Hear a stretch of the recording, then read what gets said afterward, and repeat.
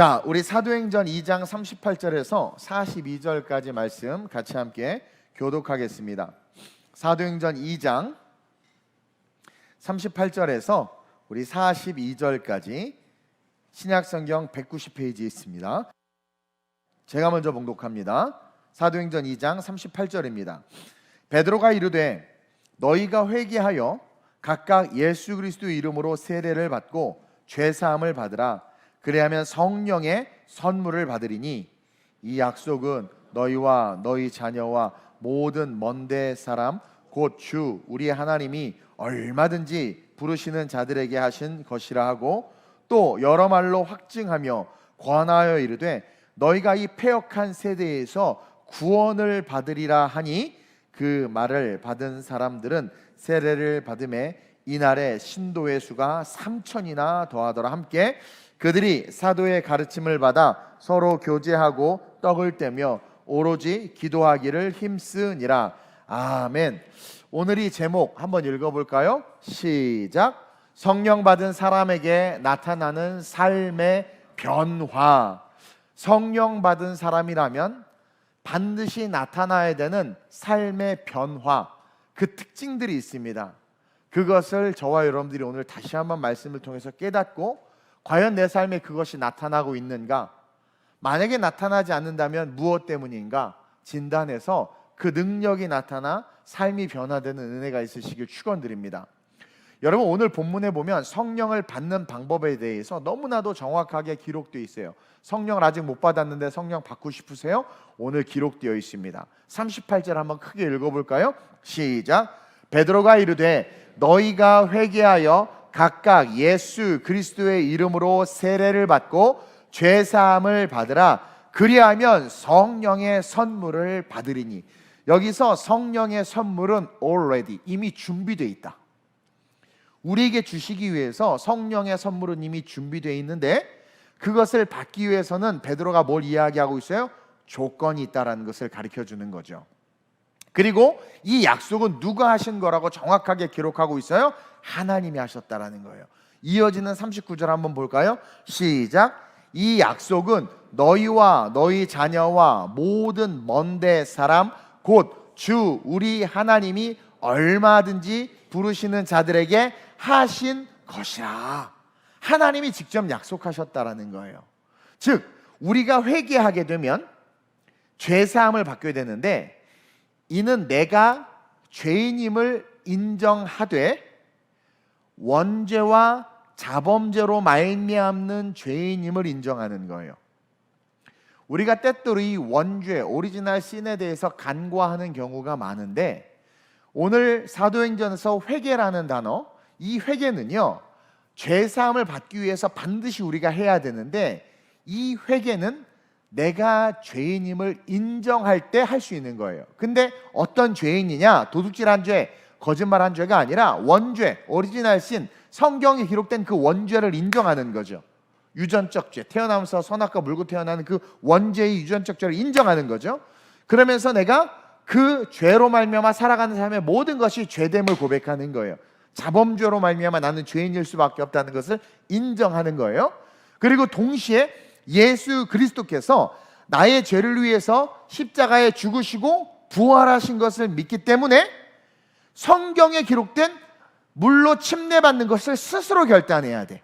그러니까 목사가 시키거나 누가 시켜서가 아니라 나 죄인이야, 나 회개했어, 원죄와 자범죄에 대해서 인정하고 회개해.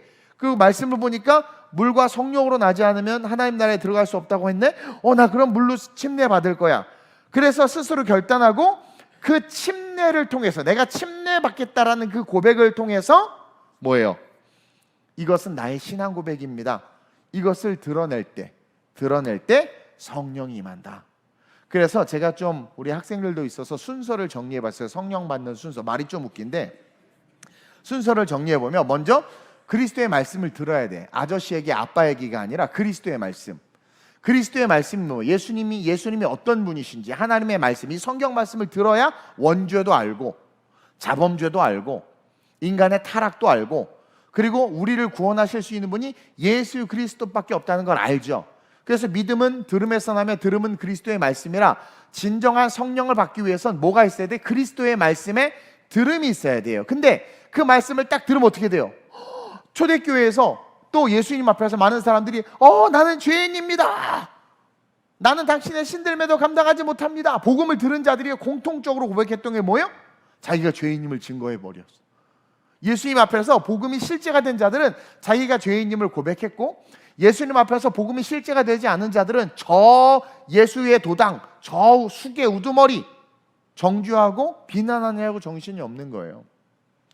율법을 들은 자들은 예수를 정죄했지만 복음을 들은 자들은 예수 앞에 자기가 죄인임이 드러났단 말이에요. 그래서 그리스도의 말씀을 듣고 내가 죄인임을 알게 되는 거예요. 스스로가 알아야 돼. 내가 원죄를 갖고 태어나고 내가 짓는 모든 죄, 이 좌범죄에서 내가 깨끗하게 될 수 없구나. 그래서 나는 죄인입니다라고 회개하게 되는 거예요. 그러면 그 사람이 진짜 회개했느냐 안 했느냐를 어떻게 알 수 있느냐? 세 번째, 그 사람의 입술로 저 침례받고 싶습니다 고백해야 돼. 그래서 자기가 죄인임을 알고 회개하게 되면 나타나는 자연스러운 현상은 침례를 받는 거예요. 그래서 세례요한에게, 침례요한에게 많은 사람들이 침례를 받으러 나온 이유가 죄에 대한 자각, 인사이트가 있는 거예요. 그래서 나 침례 받고 새 사람 될래요? 스스로가 고백하는, 나 침례 받고 새 사람 될래요? 이게 누가 시켜서가 아니라 자발적으로 일어나야 되는 거예요. 근데 어떻게 유아 세례를 줍니까? 성경에도 없는 유아 세례를. 그 아이가 그리스도의 복음도 듣지 못했어. 이제 뭐 응애 엄마 아빠 말도 못하는데 복음도 듣지 못했어. 지가 자범죄는 둘째치고 원죄가 있다는 사실을 깨닫지도 자각하지도 못했어. 근데 엄마가 막 세례를 줘. 목사님한테 달라고 그랬어. 그 영혼이 구원받습니까? 그건 인간의 편리성이고 인간의 오만이고 교만입니다.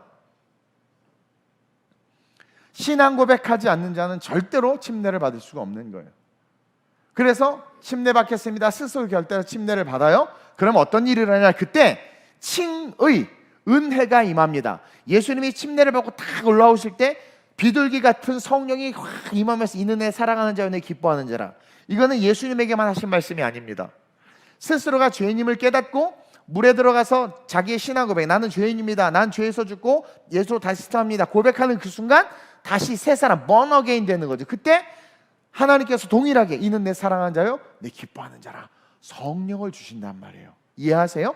그래서 그것을 칭의라고 하는 거예요. 말씀에 순종해서 물과 성령으로 거듭났기 때문에 너는 이제부터 의롭다 하는 칭의가 성령을 통해서 임하는 거예요. 그래서 칭의가 임함으로 말미암아 받는 선물이 뭡니까? 바로 성령이다.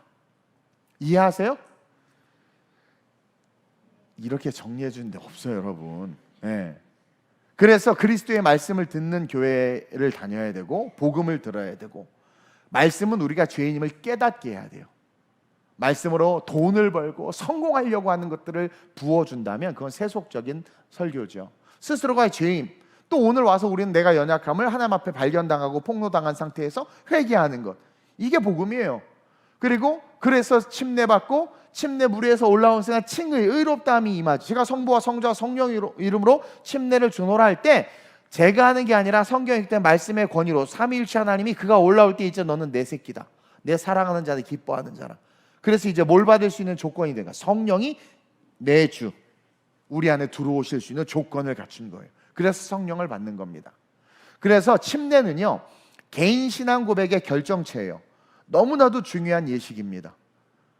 제가 얘기했잖아요. 결혼식 안 하고 둘이 아무리 사랑한다고 둘이 30년 같이 살았어, 불법이야. 30년 같이 살아, 거의 부부죠. 아니 거의 부부가 뭐야? 부부면 부부가 아니면 아니지. 거의 부부는 뭔데? 법적으로 가족관계 증명서 띄워 남남이야. 영적도 같은 원리예요. 우리가 침례 받지 않잖아요. 너 저 장로 받았는데요, 야 너 신기한 교회 다녔다, 침례도 안 받았네, 장로 받고 지옥 가네. 왜냐면 분명히 물과 성령으로 거듭나지 아니하면 하나님 나라에 들어갈 수 없다고 그랬어요. 근데 이 말을 들은 이성주의자와 좀 공부 좀 했다는 사람들이 무슨 그거 기록된 그 의미지 그걸 꼭 뭐 이렇게 침례를 받아야 됩니까?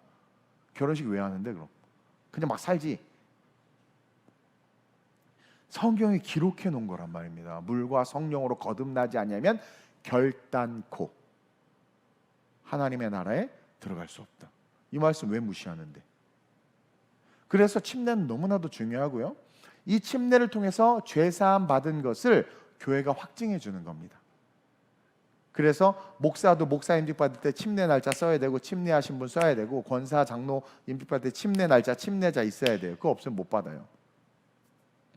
침례 증서 소중히 여기세요. 막 굴러다니는 분도 있는데 영혼이 굴러다니는 것 같아. 나 심장이 덜컹덜컹 막 그래요. 어쨌든 그리고 그렇게 침례를 받고 교회가 확증해 준 거죠. 그리고 그러한 자들에게 오늘 성경은 성령을 뭐예요? 선물로 준다고 정확하게 이야기하고 있어요. 38절을 다시 한번 읽어볼게요. 시작. 베드로가 이르되 너희가 어떻게 회개해? 그리스도의 말씀을 들어야 회개하지. 들은 거예요. 그래서 회개하여 계속 각각 예수 그리스도의 이름으로 침례. 근데 세례로 번역해서 그래요. 침례를 받고 계속 죄사함을, 그러니까 침례를 받아야 죄가 사했다는 징표가 된단 말이에요. 결혼식 예식처럼 죄사함을 받으라. 계속 그리하면 성령을 선물로 받. 이 원칙을 꼭 기억하시길 바랍니다. 성경적인 거예요. 근데 마귀는요, 예수도 인정하고 자기가 죄인임도 인정해. 자, 우리 어떤 사람이 있는데 마귀가 그 사람 어떻게 역사하냐면 예수도 인정해, 자기가 죄인이라는 것도 인정해서 입술로 막 회개는 해. 근데 이상하게 절대 침례를 못 받게 만들어 버려. 그 침례의 중요성에 대해서 간과시켜 버린단 말이에요. 마귀가 그렇게 역사하는 경우가 많아요. 이는 말씀이신 예수 그리스도를 믿지 않기 때문에 그러는 거예요. 그러니까 교회 다니는 이유가 예수 그리스도가 목적이 아니라 뭔가 사심이 있는 거야. 내 안에 사업가는 분들을 사귀고, 내가 교회에서 어떤 공동체 생활을 하면서 인맥을 쌓고, 특히 젊은 것들 시집장가 가려고 교회에 들어오는 나쁜 놈들이 있단 말이에요. 들어와가지고 예쁜 자매, 신앙 좋은 자매 다 타락시키고, 막 신앙 좋은 형제 막 다 타락시키고, 이런 악한 것들이 있단 말이죠. 그러니까 예수 그리스도가 목적이 아닌 거야. 그런 애들은 들어와서 예수도 믿고 신앙 고백도 한다고 하고 막 주여주여하고 회개도 하는데 침례를 안 받아. 이건 뭐냐면 자기가 죄인이라는 인사이트가 없는 거예요. 자기가 죄인이라는 인사이트가 없으면 절대 침례 못 받습니다. 여튼 지금 우리는요, 침례를 받았고 또 못 받은 분들, 초신자들 내년에 또 침례하니까 기도하면서 준비하면 돼요. 어쨌든 침례를 받고 지금 이 시간 이 자리에서 우리가 예수 그리스도 이름을 찬양하고 있는 우리는요 다 성령 받았어요. 성경이 그것을 증명해줘요. 고린도전서 12장 3절에, 그러니까 여러분들 옆 사람 잠깐 봐봐. 성령 딱 봐도 안 받은 것 같잖아요. 앞뒤 봐봐. 은성이랑 동철이랑 봐봐. 딱 봐도, 그렇죠? 저거 썩소 난리잖아. 동철이 지금 나한테 이 농담을 농담으로 잘 못 알아들어. 보세요. 우리가 봤을 때 부족한 것 같아. 연약한 것 같아. 그러니까 성령 못 받은 것 같아. 따라합시다. 오만이고 자만이다. 성경은 성령 받았다고 말해요. 한번 읽어봅시다. 시작.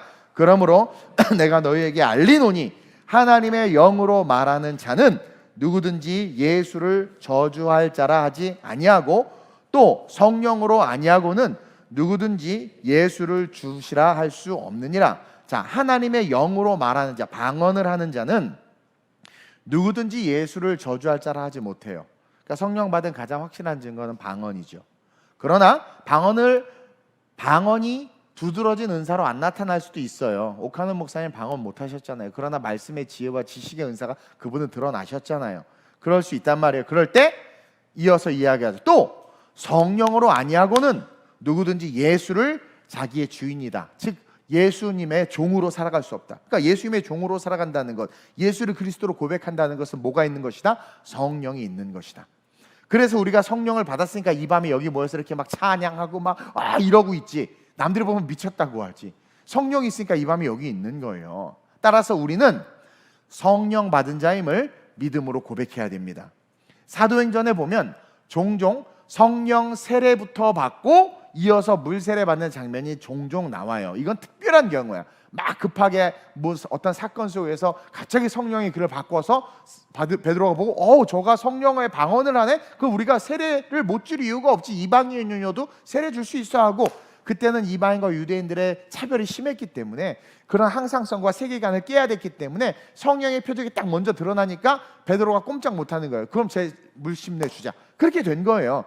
그런 경우가 부득불 있었지만 원칙은 말씀을 듣고 믿음이 생겨서 신앙 고백을 통해서 침례를 받고 성령을 받는 게 성경적이에요. 그리고 성령을 받게 되면 대표적으로 표면적으로 성령 받은 것이 증거되는 게 방언이지만 방언이 아니어도 우리는 우리가 성령 받았다는 것을 변화된 삶을 통해서 인식하고 또 보여줄 수 있어야 돼.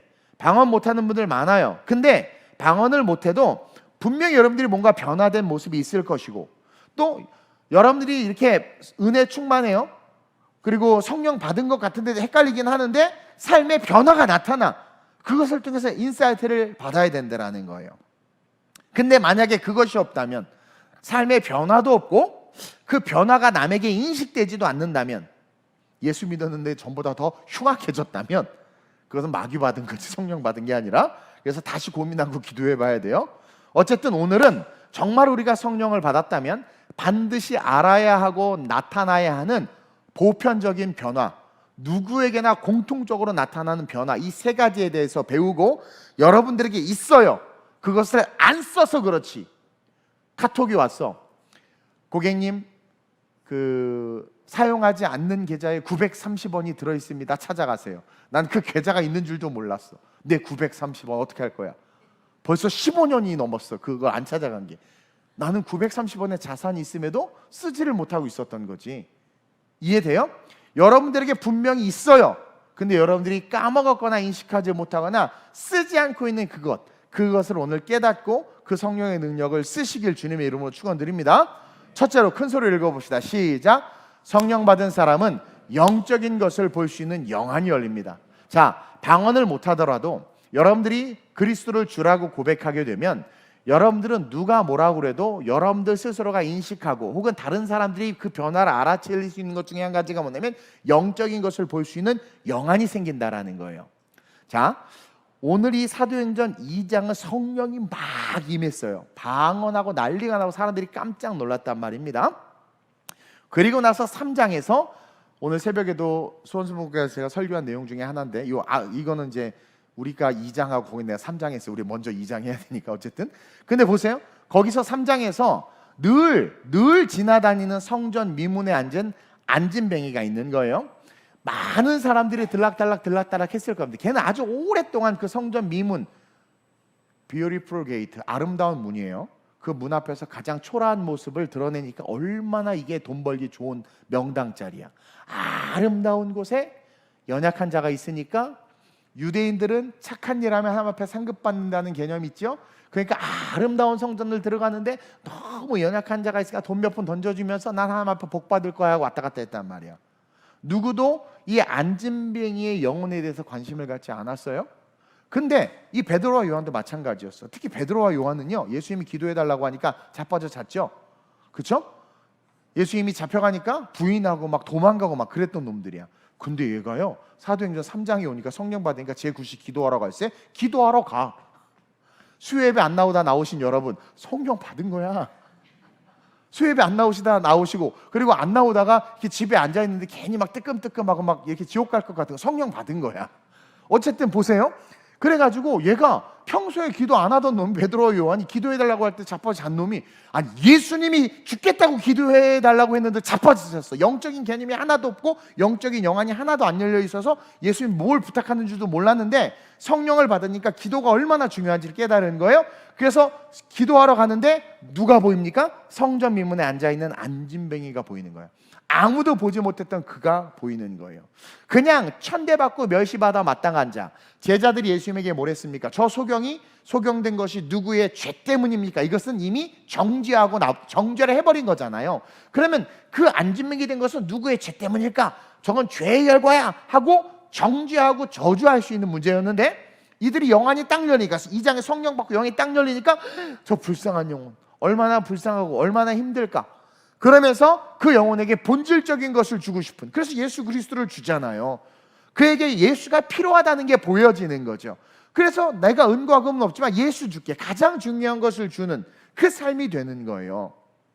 늘 이 소경은 성전과 예수를 등지고, 성전 문 앞에서 성전을 등지고 세상 보고 살았어. 세상 보고, 세상을 통해서 뭔가 얻으려고 했단 말입니다. 성전 안에 모든 것이 있음에도 영안이 닫혀 있으니까 성전을 등지로 하고 성전 앞에 앉아서 크리스찬, 교회 다니는 사람한테 뭔가 얻으려고 하는 거야.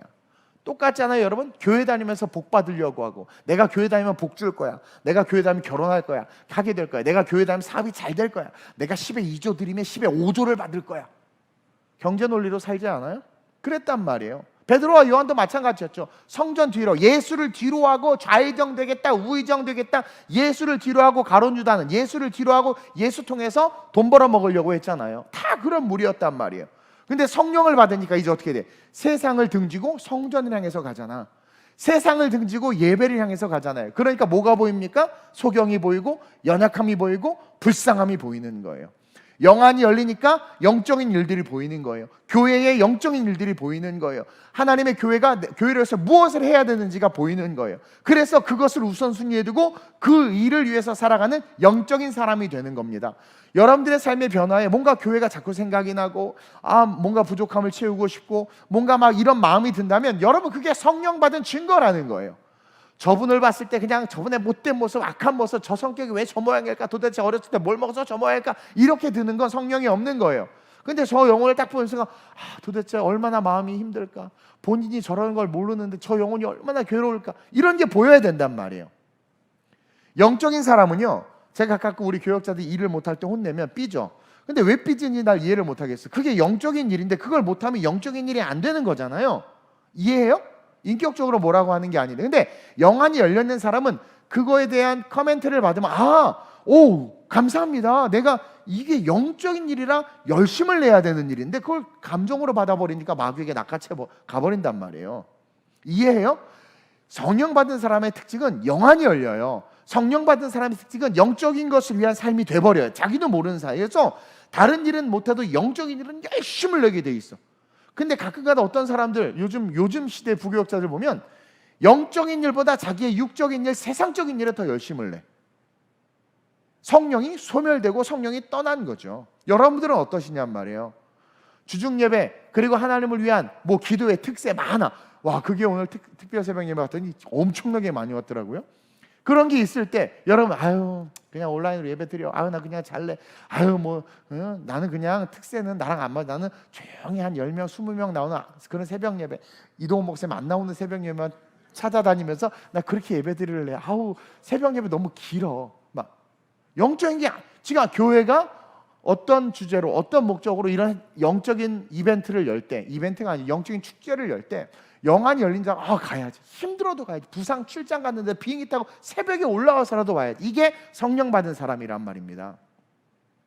근데 여러분들의 삶이 과연 그 영적인 것을 향하여 발돋움하고 있느냐?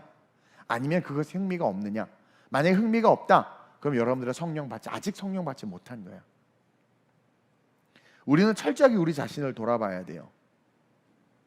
영적인 것이 전혀 없고 육적인 것만 보이고 육적인 것에 대한 갈망이 있고 자기 자신에 대한 그런 어떤 감정과 기분이 우선시 된다면 그 사람은 다시 그리스도의 복음을 들어야 돼. 생각을 내려놓고 다시 기도를 통해서 내가 원죄와 자범죄의 사직 노임받지 못했다는 것을 깨달아야 돼. 그래서 어떻게 해야 돼요? 다시 침례받고, 그렇다면 침례를 다시 받는 건 아니지. 한번 받았으면 회개하면 돼요. 깊이 있게 회개하고 내게 성령을 달라고 기도해서 영안이 열려져서 이 소경이 이 안진뱅이가 영적인 것에 공급을 받아서 예수의 이름으로 벌떡 일어나니까 어떻게 됐어요? 제자들과 같이 성전으로 들어가 버렸어. 늘 성전은 미문을 넘지도 못했어. 여기만 이쪽만 보고 있다가 영안이 열리고 일어나서 성령 충만하니까 같이 들어갔다 버렸단 말이에요. 영적인 삶으로 삶의 방향이 바뀌어 버렸지. 그런 사람들 되시길 주님의 이름으로 축원드립니다. 성령 받은 사람은 영안이 열립니다. 과연 난 영안이 열려 있느냐? 영적인 것에 관심이 있느냐? 영혼에 관심이 있느냐? 아니면 규칙과 원칙에 관심이 있느냐? 내 이익과 탐심에 관심이 있느냐? 진단하셔서 만약에 그렇다면 다시 한번 회개를 통해서 성령의 보편적인 특징, 영적인 것에 대한 관심과 영적인 것에 대한 열정이 나타나시길 주님의 이름으로 축원드립니다. 그러면서 둘째로 시작. 성령 받은 사람은 두려움이 사라집니다. 성령 받은 사람의 공통적인 특징이 두려움이 없어요. 여러분들 두려움이 혹시 있으세요? 죽을까 봐 두려워? 코로나가 아직도 두려워요? 암이 두렵습니까? 두려워요? 또 그러지. 목사님 건강 그래 잘났다, 너 건강하다. 이게 아니야. 나 디스크도 있고 나 등도 수술했잖아요. 여러 가지로. 이 수술을 하도 싸구려 이상한 데 가서 해가지고 어떤 병원 갔더니 500만 원이래. 그래서 너무 비싸서 딴 데 갔다 20만 원에 해줬어. 이게 말이 됩니까? 근데 자꾸 막 좀 아프고 간지러면 나 야매 만나서 잘못했나 막 자꾸 아직도 시커멓게 있어가지고 어떻게 해야 되면 고민해 고민. 그러면서 서러운 거지. 근데 그게 뭐예요? 성령 받은 사람이에요? 아니 그냥 가려면 긁으면 되고 뭐 가면 되는 거지 뭐. 예? 이렇게 우통 벗으면 무서워서 뭐다. 여기 검은 게 이렇게 있으니까 막. 왜 두려워요? 통장 잔고가 떨어져서 두렵어요? 그러니까 불편하고 돈이 없네. 뭐 짜증은 좀 날 수 있지만 그게 왜 두렵죠? 여러분 잘 진단해야 돼. 내가 정말 예수를 주로 시인하여 성령 받은 자들이라면 우리의 삶엔 두려움이 없어야 되고 성령 받은 자들은 점점점 두려움이 사라져야 된단 말이에요. 그리고 성령 받은 사람은요 자기도 모르게 어느 순간 나 어느 순간 왜 이렇게 안 두려워졌지? 막 이런 마음이 들어요. 이걸 깨달아야 돼. 막 귀신이 아직도 무서워요? 성령 없는 거야. 전세를 그냥 막 이거 못 봐. 여러분 미안하지만 영성이 약한 거야. 자, 태어나면서부터 안진맥이 된 자를 일으켜 세우는 걸 한번 보세요. 베드로와 요한이 야 은과금 내게 없다. 예수 이름으로 일어나 걸으라 하고 손을 잡아 당겨주죠. 왜냐하면 일어나 걸으라고 했는데 얘가 미친놈 뭔 소리 하고 있는 거야. 난 태어나면서도 못 걸어본 적이 없고 걷는 것에 대한 개념과 세계관이 없는데 일어나 걸으라고 하니 완전 어이가 없잖아요. 그러니까 그걸 알고 베드로 요한이 땡겨주는데 한번 생각해봐. 나도 가끔 누가 아프다고 안수해달라고 하면 딱 그냥 보통 때는 그냥 막 기도해줘요. 낫든 안 낫든 난 신경 안 써. 주의 주권이니까. 근데 순간 딱 했는데 안 나면 어떡하지? 누가 막 독감 걸려서 안수해줘. 옮으면 어떡하지? 막 이런 두려움이 있어. 예전에 제가 여러 번 얘기했지만 난 그때 그 두려움은 진짜 내가 너무 무서웠었어요. 진짜 필리핀에서 우리가 아주 이상한 지역에 가서 집회를 하는데 그때 진짜 하여튼 그때 비가 와서 원래 집회하던 코스가 아니라 장소가 아니라 다른 데서 즉흥적으로 게릴라처럼 집회를 했는데 이상한 애 하여튼 엄청 많이 왔어요. 근데 안수 받으라고 엄청 많이 나오는 거야. 그래서 내가 또 전심으로 안수하죠 막 이렇게. 근데 막 여러분들 이제 많은 분들 보면 알고 대부분 목사님 눈 뜨고 안수하고 이렇게 안수하고 할 거 다 하면서 이렇게 안수하는 분들 많아. 근데 난 이제 눈 감고 간절하게 기도한단 말이에요. 그래서 막 계속 기도하는데 갑자기 두려움이 오는 거야. 내 귀에 누군가 칼로 너를 찌를 거라는 거예요. 그 두려움이 확 오는 거예요. 난 그런 거 처음 느껴서 머리카락 삐쭉 쓸 정도로 그러니까 눈을 뜨고 싶은 거야. 누군가 내가 안수하는데 푹 찌를 것 같은 거야. 요즘 뉴스 봐봐 얼마나 무서워요. 그래서 근데 눈을 뜰까 말까 근데 정말 너무 무서운 거야. 그러니까 안수하고 옆으로 가야 되는데 나올 것 같은 거야. 그런 느낌 받아본 적 있나?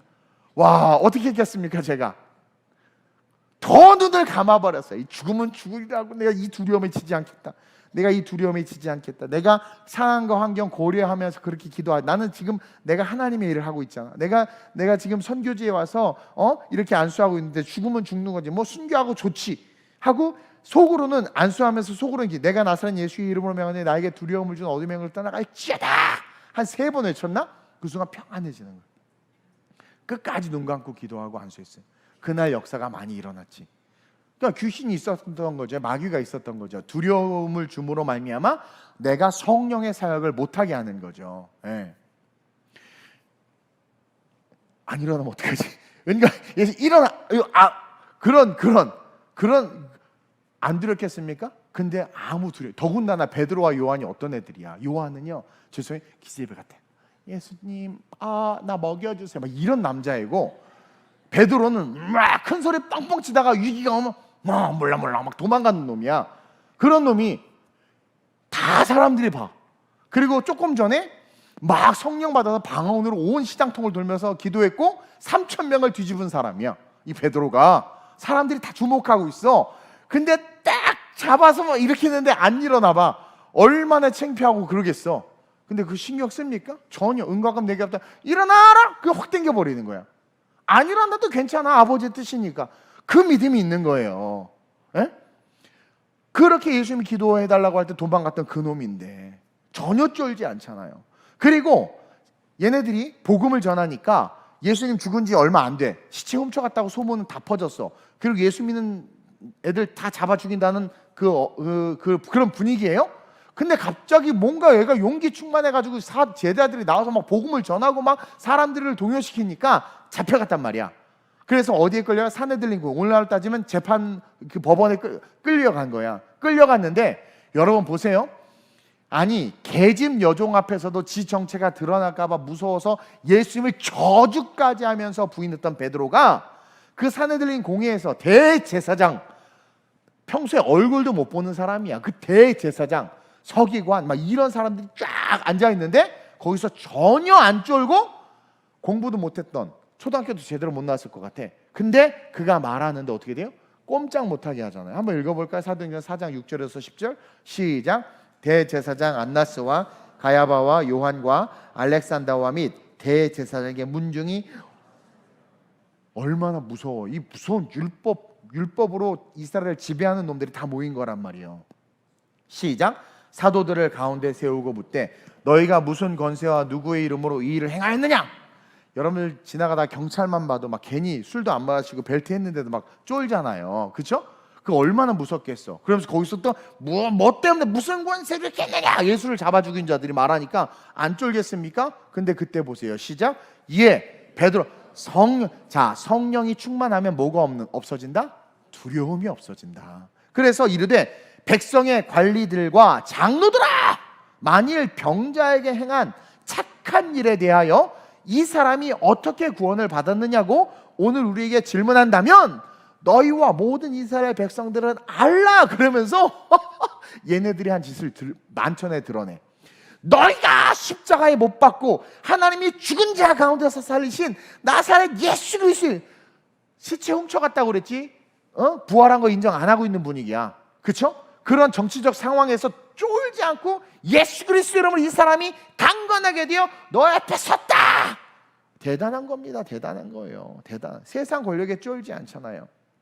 오늘날로 따지면 복음으로 말미암아 정치를 아주 신랄하게 비판하고 있는 겁니다. 그렇죠? 자신들을 죽일 수도 있는 세상과 법과 관리들 앞에서 두려움이 없는 거예요. 성령 충만하니까. 그러니까 성령이 있으니까.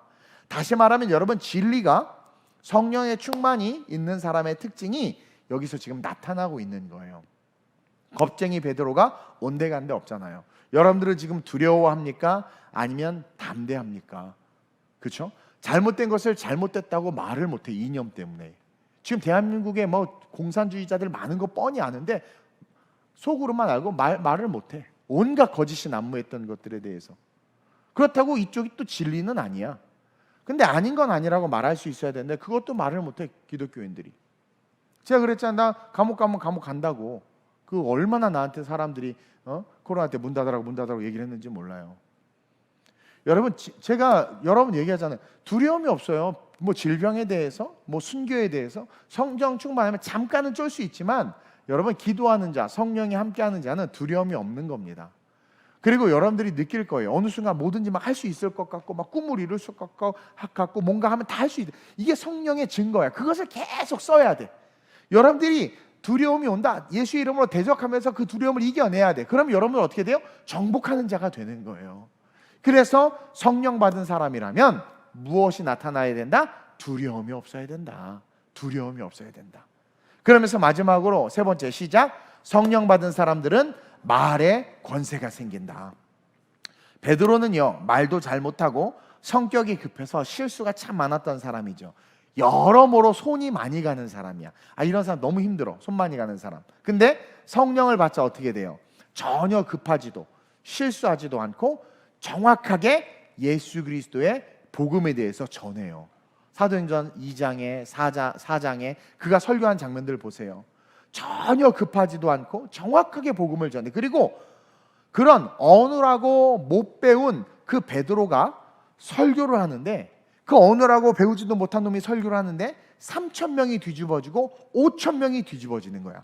사도행전 2장 40절 41절 한번 볼까요? 시작. 또 여러 말로 확증하며 권하여 이르되 너희가 이 패역한 세대에서 구원을 받으라 하니 그 말을 받은 사람들은 세례를 받음에 이날의 신도수가 3,000이나. 그러니까 이 앞에 설교를 쭉 했어요. 쭉 하고 나서 베드로가 여러 말로 확증, 내가 설교 쭉 했지, 예수님에 대해서 얘기했지, 자 내가 권하는데 너희가 이 패역한 세대에서 구원을 받으라. 그러니까 그 말을 듣고 그 어눌한 베드로가 하는 말에 권세가 있는 거예요. 권세가 있으니까 3,000명이나 뒤집어지는 거죠.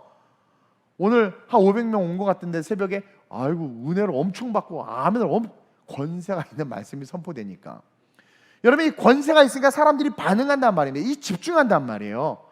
그래서 아멘하고 어떻게 돼요? 3,000명이나 뒤집어지니까 3,000명이나 5,000명이나 뒤집어지니까. 사도행전 4장 4절 보세요. 시작.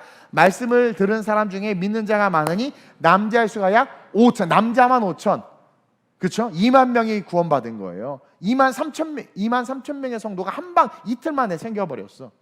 대단하지 않아요? 그 어눌한 베드로인데 말에 권세가 있는 거야. 세상의 학문과 지식을 다스리고 정복하는 능력이 성령에게 있는 거예요. 그 모습을 볼 수 있어요. 제발 여러분들의 신분, 여러분들의 어떤 그런 배움의 어떤 그런 그 학위가 여러분들을 규정짓게 하지 마세요. 그리고 여러분들도 저 사람 못 배웠어, 저 사람은, 이걸로 따지지 마세요. 성령이 있느냐 없느냐. 그리고 성령이 있는 사람의 특징은 말에 권세가 있어요. 그 말을 통해서 변화가 일어나고 말을 통해서 세상을 바꿀 수 있어요. 왜? 그 말이 말이 아니라 하나님의 말씀을 담은 하나님의 능력이기 때문에. 그래서 그 말의 권세는요, 여러분, 기도와 이어진다는 걸 또 알아야 돼요. 기도 뭘로 해요? 기도할 때 이래요? 말로 하잖아. 그래서 성령 받은 사람은 말에 권세가 있는데 그 권세가 있는 성령 받은 사람이 그것을 기도하면 능력이 될 수밖에 없는 거죠. 기도의 응답이 쏟아지는 축복을 받을 수밖에 없는 거예요. 사도행전 4장 29절 31절 한번 볼까요? 시작. 주여 이제도 그들의 위협함을 굽어 보시옵고 종들로 하여금 담대히 하나님의 말씀을 전하게 하여. 그러니까 성령 받으니까 그들의 위협이 있음에도 불구하고 이들이 전혀 쫄지 않고 담대하게 복음을 전하잖아요. 성령이 있으니까 우리 교회에 재정이 있든 없든 선교하고, 성령이 있으니까 제가 개척 때부터 막 도전한 거고, 성령이 있으니까 하나님의 뜻이라면 이루어질 수밖에 없다는 믿음으로 선포하고 나가는 거예요. 이 사도들이 그랬단 말이에요. 위협함을 굽어보소서. 그 위협 속에서도 내가 담대한 말씀을 전하게 하여 주옵소서. 기도하고 전하니까 어떻게 돼요? 계속 시작. 손을 내밀어 병을 낫게 하옵시고. 자, 베드로가 지금 이 기도하는 거예요. 손을 내밀어 병을 낫게 하옵시고 표적과 기사가 거룩한 종 예수의 이름으로 이루어지게 하옵소서 하더라. 빌기를 다음에 모인 곳이 진동하더니 무리가 다 성령에 충만하여 담대히 하나님의 말씀을 전하는 거죠. 그러니까 그의 권세가 있는 말이 사내들린 공회에서 석사 박사 율법주의자들 까부수고 그의 권세 있는 말로 기도를 하니까 위협이 가득했음에도 위협을 떨쳐낼 뿐만 아니라 병든 자 고쳐달라고, 이적과 기사 나타나게 해달라고 기도했더니 땅이 진동해. 또 이어서 사도행전 5장 15절 16절 보세요. 자, 앞에서 기도한 게 어떻게 이어지나. 시작. 심지어 병든 사람을 메고 거리에 나가 침대와 요 위에 누이고 베드로가 지나갈 때에 혹 그 그림자라도 누구에게 덮일까 바라고 예루살렘 부근에 수많은 사람들도 모여 병든 사람과 더러운 귀신에게 괴로움 받는 사람을 데리고 와서 그들의 컨디션과 상관없어 선포된 말씀을 믿고 와서 그냥 베드로 그림자, 베드로의 말씀이면 될 거야 라고 달려오니까 응답받았는데, 그들의 믿음 때문에 응답받은 것이 아니라 말에 권세가 있는 성령 받은 베드로가 그 권세를 가지고 병든 자를 고쳐주옵소서 기도했어요. 그리고 병든 자가 나오니까 하나님 응답하셨을 뿐이야. 이들의 신앙과 이들의 삶이 어떠한 거와는 상관없이 이게 중요해요. 그러니까 성령 받은 사람이 중요한 거예요. 그래서 조건으로 응답받고 그들의 처지 때문에 복을 받는 게 아니라 성령 받은 사람이 말의 권세가 있음을 알고 그 권세를 가지고 하나님 앞에 기도했더니 그 기도가 땅에 쏟아지잖아요. 기도의 권세가 성령 받은 사람을 통해서 세상에 흘러가고 있다. 부정의 말이 사라지고 모든 긍정과 믿음으로 모든 것을 보게 되면서 할 수 없다가 아니라 능력을 주사 하게 하옵소서라는 기도로 바뀌는 거예요. 그래서 제가 성령 받고 나서 I can do everything 이걸 맨날 말하고 다녔어요. I can do everything. 나 뭐든지 할 수 있다. 그때 쥐뿔 아무것도 없었거든요. 쫄딱 망하고 가난하고 허리 디스크 완전. 근데 맨날 I can do everything. I can do everything.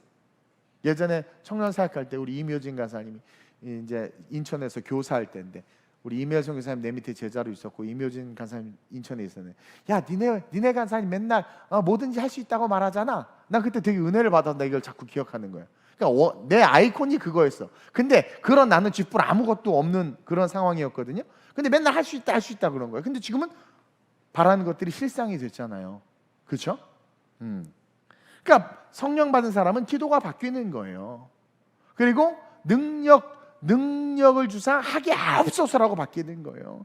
그러면서 큰 상하 수르바벨에서 평지가 될지어다, 내 사업은 잘 될지어다, 그렇게 바뀌어야 되는 거예요. 그래서 성령의 능력을 통해 당신의 뜻이 이루어지게 해달라고 막 기도하는 거죠. 기도가 바뀌고 말이 바뀌는 거예요. 막 성령 받으면. 그래서 우리는 성령 받았음에도 사실 마귀에게 속고 있는 분들이 많아. 이 능력이 있는데 마귀에게 속아서 못 써. 왜냐하면 마귀는 여러분 그것을 생각하게 합니다. 최초의 마귀가 하와에게 생각하게 했단 말이에요. 정말 하나님이 모든 것을 먹지 말라고 해라고 하면서 말씀을 분석하게 만들었어. 말씀을 인간의 지식으로 깨고 쪼개게 만들었단 말이에요. 그러면서 그거에 대해서 인간의 욕심이 있는 상황에서 인간의 생각으로 욕심이 그 사이사이로 흘러 들어와서 그 말씀을 어떻게 아니 모든 것을 먹으라고 했는데, 그러면서 말씀을 같은 말인데 약간 의미가 다르게 말하기 시작하는 거죠. 그러면서 의심하는 순간 마귀가 죽지 않아. 그러니까 그래? 이성주의, 합리주의, 철학이 거기서 나온 거예요. 철학이. 마귀는요 생각을 하게 만드는 거예요. 그래서 이성으로 생각을 하면서 신앙생활을 하게 만들고, 이성으로 생각으로 내 삶과 미래를 바라보게 만들어. 이성과 생각으로, 믿음이 아니라. 그래서 뭘 못하게 하느냐, 성령의 능력을 내 삶에 쓰지 못하게, 내 미래의 성령의 능력을 쓰지 못하게 만들어 버린단 말입니다. 마가복음 9장 23절 볼까요? 시작.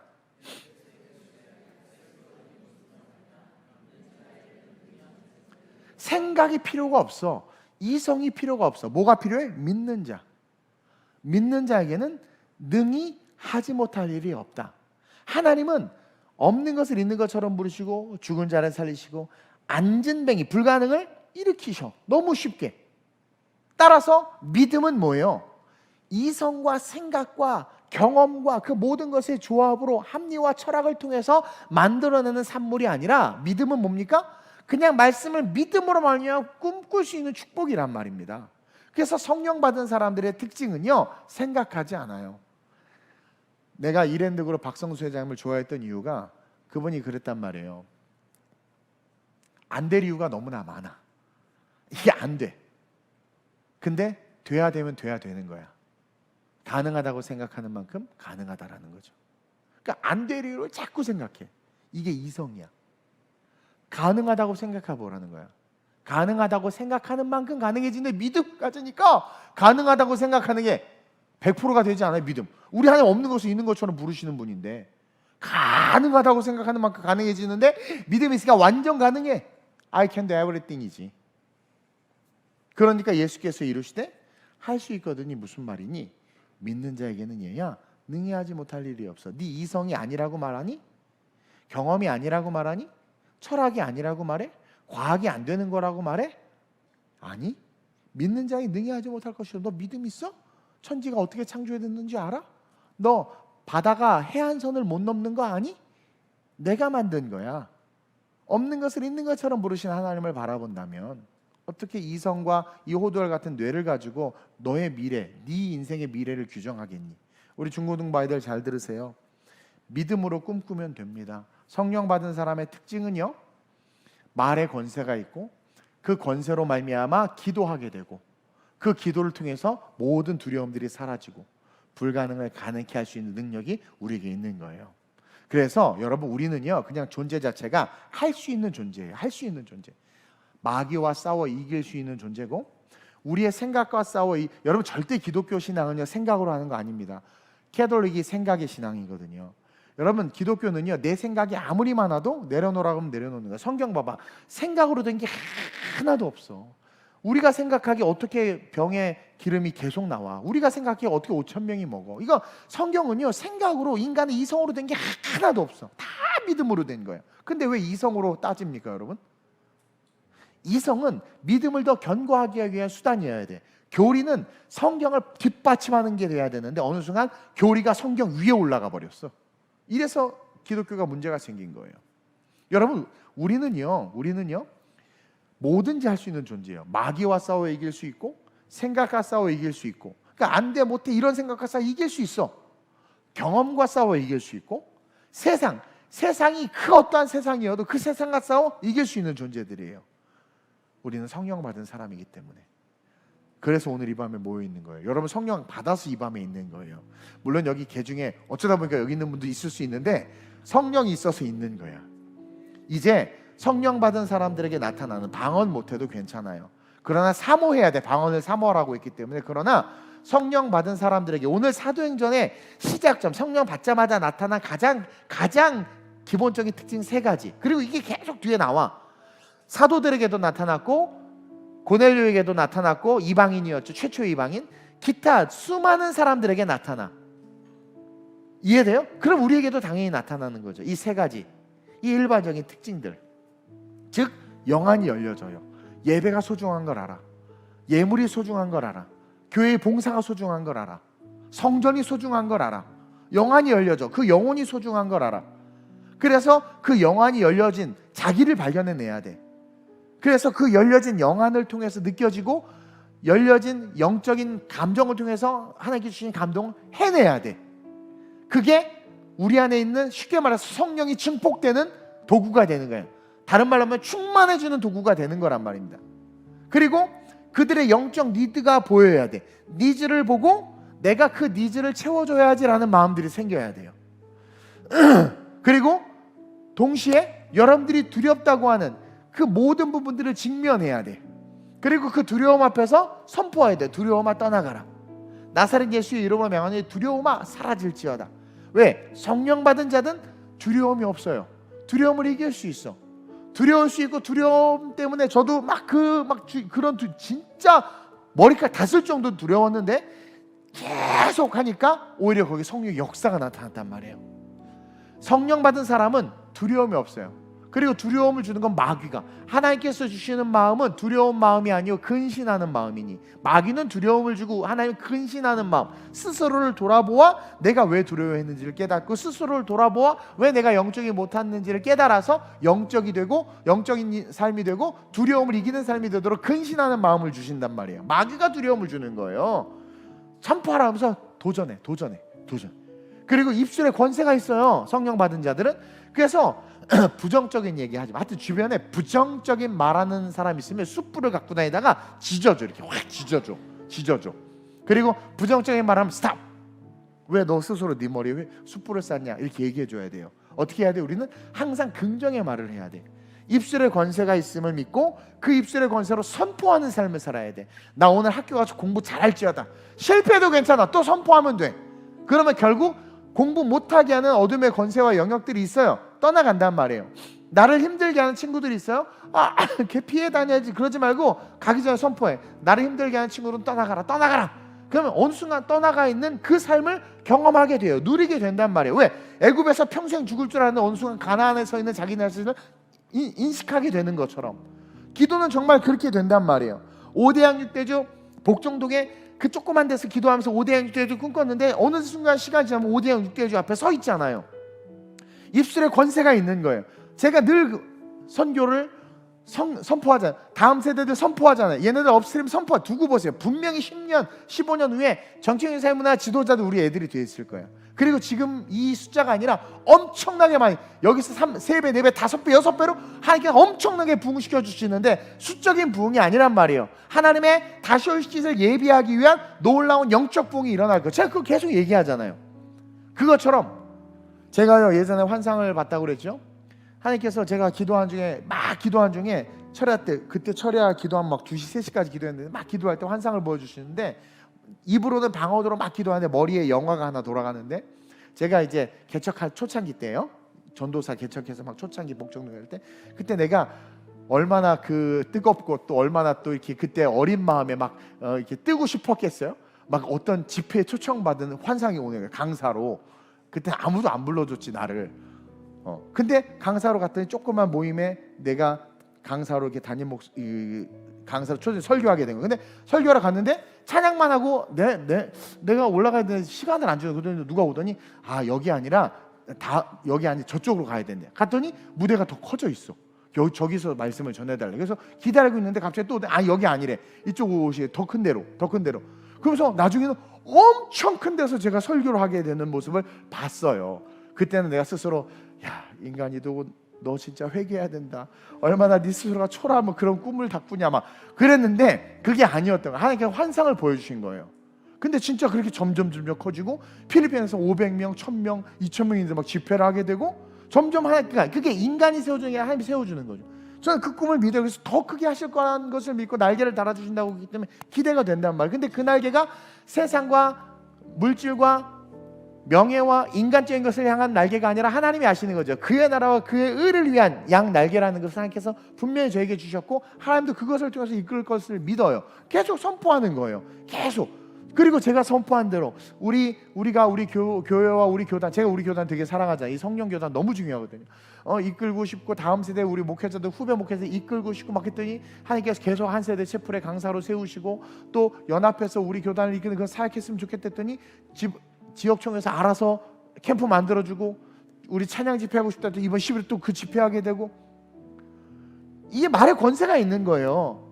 이거를 내 힘으로 큰 교회는 막 자기 힘으로 할 수 있겠지. 돈으로 막 어거지로 하겠지. 은혜 하나도 안 돼요.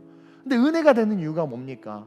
그 하나님의 역사가 있기 때문에 그런 거 아니에요? 그 입술에 권세가 있음을 믿고 계속 선포해야 돼. 거울을 보면서 엄마가 쌍꺼풀 수술 안 해주면 될지어다 해봐. 그럼 어느 순간 깨닫게 돼. 이게 필요 없다는 걸.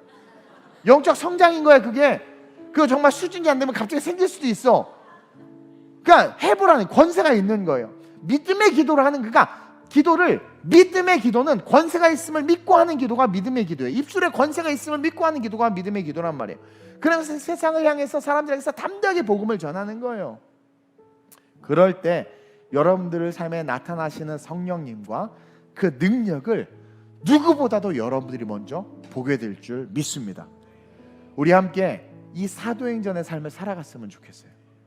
사도행전 29장, 사도행전 30장, 사도행전 31장, 32장, 33장, 34장 이어지는 그 사도행전의 스토리에 여러분들의 이야기가 실렸으면 좋겠어요.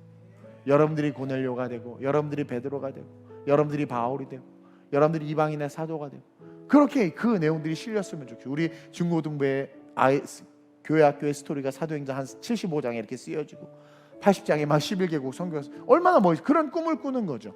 그런 위대한 하나님의 사람들이 저와 여러분들이에요. 우리는 위대한 하나님의 사람입니다. 우리가 위대한 게 하나님이 위대하시기 때문에. 따라서 우리는 성령 받았다는 거 잊지 마세요. 성령 받은 사람은 영안이 열리고 영적 니들을 보게 돼요. 그걸 하나님께 찔러줘요. 그때 그거 하세요. 아셨어요? 그리고 입술에 권세가 있어요. 두려워하지 마세요.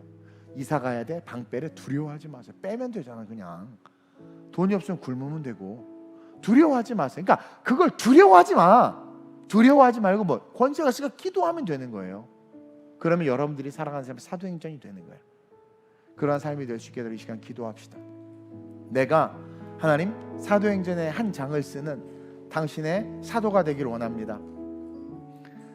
바람만 불어도 나뭇잎만 흔들려도 벌벌 떠는 그런 인생, 세상에서 사건 사고 뉴스 하나만 터져도 그거에 휘둘리는 인생이 아니라 하나님의 자녀로 사도로 성령 받은 자답게 하나님 영안이 열려져서 영적 삶, 영적 니즈를 채워주고 영적인 것의 가치를 알기에 세상을 등지고 성전을 향하는 자 되게 하시고 입술에 권세가 있음을 알기에 하나님 부정적인 말들 다 잘라버리고 선포하는, 입술이 선포하는, 믿음으로 선포하는, 그렇게 될지어다 선포하는, 그리고 그 권세를 가지고 기도를 하는, 권세 있는 기도하는 그러한 자 되게 해달라고. 그러므로 말미암아 한 번 사는 인생 모든 두려움을 이겨내고 승리하며 사도행전의 주인공으로 주님의 영광에서 살아가는 영적인 삶이 될 수 있게 해달라고. 우리 교회 부흥의 한 영역을 감당하는 거룩한 영적 기둥 될 수 있게 해달라고. 마지막 시대 하나님께 쓰임받는 위대한 삶, 성공하는 삶 될 수 있게 해달라고. 우리 주님 세 번 부르고 합심으로 전심으로 기도합니다.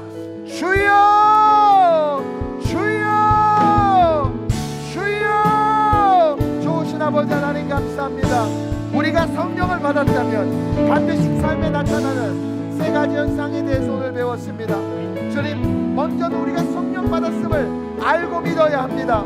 만약에 그러지 않다면 다시 침례로부터 시작하여 온전한 신앙 고백을 하는 성도들 되게 하시고, 그리고 분명한 성령으로 말미암아 하나님의 사람임을 믿고 인정한다면 이제 삶의 자리에서 일어나 영적인 것을 바라보고 영적인 것에 가치를 두고 사람들의 영적인 일들을 채워주며 그 영적인 삶을 향하여 세상을 등지고 성전으로 예수에게로 달려가는 발걸음들 되게 하여 주옵소서.